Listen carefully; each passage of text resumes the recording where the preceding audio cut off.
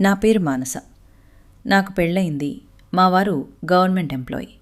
ఆయనకి నాకంటే వయసు చాలా ఎక్కువ. అందుకే నేను నైట్ లైఫ్ అస్సలు ఎంజాయ్ చేయలేకపోతున్నాను. ఒకరోజు మా ఇంట్లో టీవీ రిపేర్ వస్తే మెకానిక్ అబ్బాయిని పిలిచాను. అతను వస్తాను కానీ కొంచెం లేట్ అవుతుంది అని చెప్పాడు. సరే కదా అని నేను స్నానానికి వెళ్ళాను. సరిగ్గా అప్పుడే అతను వచ్చాడు. మేడం, టీవీ రిపేర్ చేస్తాను రండి అని పిలిచాడు. నా స్నానం ఇంకా పూర్తి కాలేదు.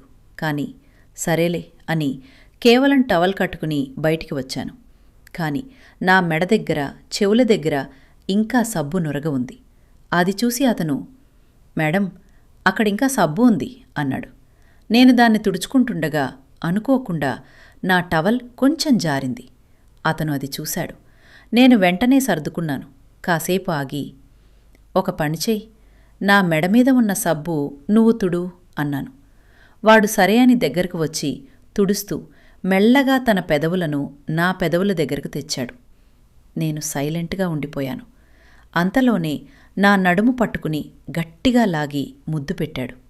నాకేం అర్థం కాక అలాగే ఉండిపోయాను.